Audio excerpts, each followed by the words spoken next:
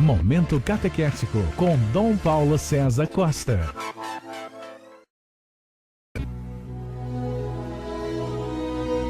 Amados e amadas de Deus, estamos celebrando essa terça-feira da 18ª semana do Tempo Comum. Temos diante de nós um texto tirado do Evangelho de São Mateus, capítulo 14, versículos de 22 a 36. Diz o texto: Depois que a multidão comera até saciar-se, Jesus mandou que os discípulos entrassem na barca e seguissem à sua frente para o outro lado do mar, enquanto ele despediria as multidões. O texto começa situando a cena. A multidão comeu até saciar-se, agora Jesus coloca os discípulos no barco e os discípulos vão à sua frente para o outro lado do mar, enquanto Jesus despede as multidões. Continua o texto do Evangelho. Depois de despedi-la, Jesus subiu ao monte para orar a sós. A noite chegou e Jesus continuava ali, sozinho. Jesus que se retira para orar. Jesus que se retira vai ao monte para orar. A noite vem, Jesus está ainda rezando, está ali no monte rezando. O Evangelho apresenta, amados e amadas de Deus, diversos momentos. Jesus que se retira para rezar.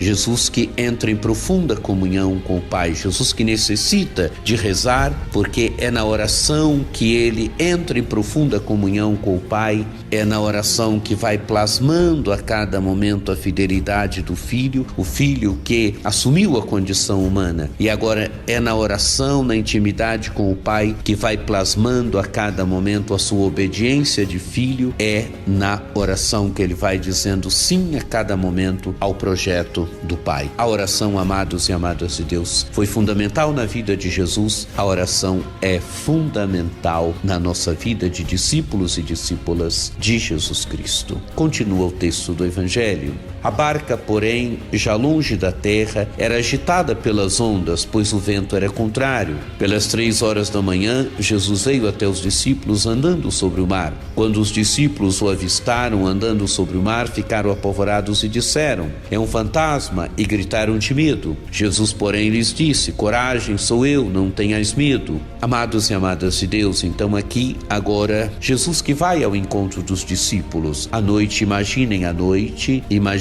o mar agitado e os discípulos pensam num primeiro momento que é um fantasma. Diz o texto, o mar era agitado, o vento era contrário. Então pensam que é um fantasma e gritam, então, apavorados. E Jesus, porém, diz: "Coragem, sou eu, não tenhais medo". É Jesus, e se é Jesus, nós não precisamos ter medo. Os apóstolos agora podem ficar tranquilos. Tranquilos por quê? Porque o Senhor está com eles. O Senhor está com a igreja, o Senhor continua hoje presente no meio de nós. Os mares agitados da vida, os mares agitados da história não devem nos apavorar, não devem nos assustar. Nós devemos ter sempre essa certeza: o Senhor está conosco, o Senhor caminha conosco. Coragem, sou eu, não tenhais medo. Sou eu é o nome de Deus no Antigo Testamento. Quer dizer, Jesus se revela que ele é o Messias, ele é o Filho de Deus. E se o Filho de Deus está conosco, não podemos ter medo. E agora então vem a atitude de Pedro. Então Pedro lhe disse: "Senhor, se és tu, manda-me ir ao teu encontro, caminhando sobre as águas". E Jesus respondeu: "Vem". Pedro desceu da barca e começou a andar sobre as águas em direção a Jesus. Mas quando sentiu o vento, ficou com medo e, começando a afundar, gritou: "Senhor, salva-me". Jesus logo estendeu a mão, segurou Pedro e lhe disse: "Homem fraco na fé, por que duvidastes?". Assim que subiram na barca, o vento se acalmou. Amados e amadas de Deus, a pouca fé de Pedro